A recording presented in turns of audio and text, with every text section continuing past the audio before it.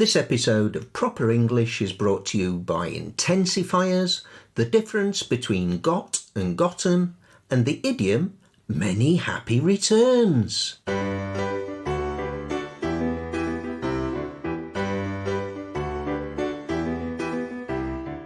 Hello, I'm Alison. And I'm Dave. And we'd like to welcome you to our podcast, which, as you know, is called Proper English. If you're learning English and you want to know the correct words to use to make adjectives stronger, If you get stuck thinking of where to put enough in a sentence, if you're puzzled by the difference between very and really, then Proper English is just the thing for you.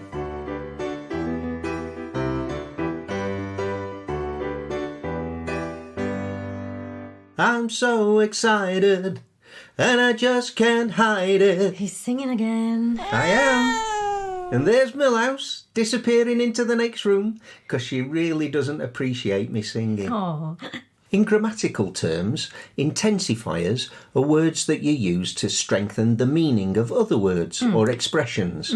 so excited is more intense than just excited, and really doesn't appreciate is stronger than doesn't appreciate. There are lots of intensifiers. For instance, you could say, I'm extremely excited, or I'm very excited, instead of I'm so excited, and it would convey pretty much the same meaning. Although it wouldn't work in the song then.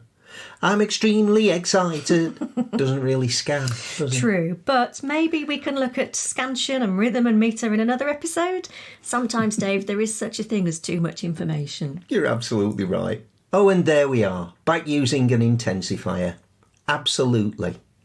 And we would usually use intensifiers like absolutely or completely or exceptionally with adjectives that are already strong. Like, the film was completely dreadful from beginning to end. Or, she is an exceptionally brilliant actress. But we wouldn't use very in these examples. Very right, very dreadful, or very brilliant, would we? They just don't work. No, they don't. And there are also some intensifiers that only work with certain adjectives. And we'll talk about some of those right after this week's Idiom of the Week. Idiom of the week? You may have noticed that on English birthday cards, it often says, many happy returns, or many happy returns of the day, or even happy birthday and many happy returns of the day. But what does it mean, Ali? Well, I'm glad you asked, Dave. The essential meaning is that the person saying it is hoping that the happy day that is being celebrated will happen again many times. Ah, It goes back to the 18th century and wasn't just used as a birthday greeting originally. so for Christmas, New Year, that sort of thing? Yeah, pretty much, I guess. Any sort of celebration, really. Well, there you go. I'd never really thought about it before. In fact, I've often written it on cards and added whatever that means. Well, now you know. I do. And now, back to intensifiers. There are some intensifiers that only work with certain adjectives. Ah, Highly, for instance. all right. You would say that someone was highly intelligent, Thank you. or that it is highly likely there will be fireworks to celebrate the new year, or that Stephen King is a highly successful writer. But you would never say we had a highly tasty curry last night, No, or Sheffield Wednesday had a highly brilliant match on Saturday, no, not in a month of Sundays. or Saturdays for that matter. Bitterly is another intensifier that only works with particular adjectives, usually in quite negative situations. It can get bitterly cold in Siberia. Whoa, -30. Yeah, or she was bitterly unhappy in her job. Oh. Or even, I was bitterly disappointed by the outcome. Okay, let's have another break from intensifiers. They are pretty intense after all. Yeah. So, it's time for a little breather. It's time for What's the Difference? What's the difference? You may have noticed that there are two past participles for the verb to get, got and gotten. Yeah. In British English, when it comes to using have got, meaning become, we use it like this. I have got better at singing as I have got older. Millhouse may disagree. Whereas in American English, it would be I have gotten better.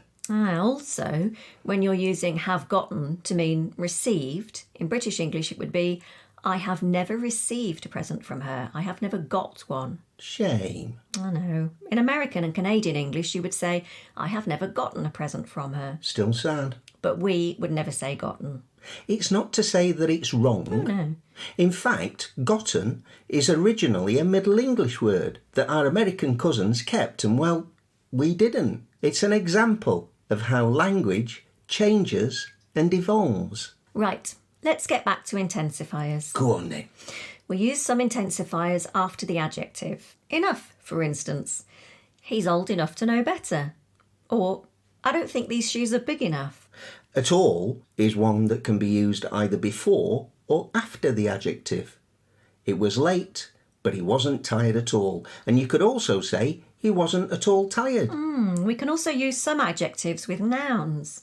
You're a complete fool. Bit harsh. Just an example. Thank goodness for that. You're talking utter rubbish. Bit harsh. Just an example. Ha! The thing to remember here is that you can't reverse them. You're a fool who is complete. Would never happen. And neither would you ever say, the rubbish you are talking is utter. I quite like that. I might develop that as a new style of talking.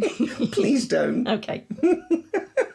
There are many other intensifiers that are only used in certain situations and with certain adjectives. So, if you come across one that we haven't mentioned today... Or if you have any other questions or comments, why not email us at properenglish Or one word. at sapo.pt and we'll include it and give you a mention in a future episode. Oh, we'd love to get an email, wouldn't we, Dave? Oh, it would be nice.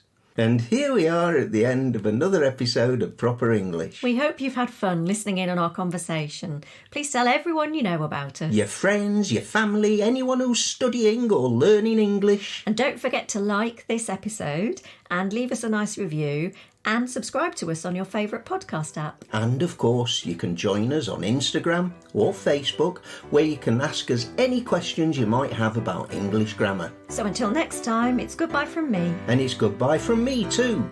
And thank you for listening to Proper English.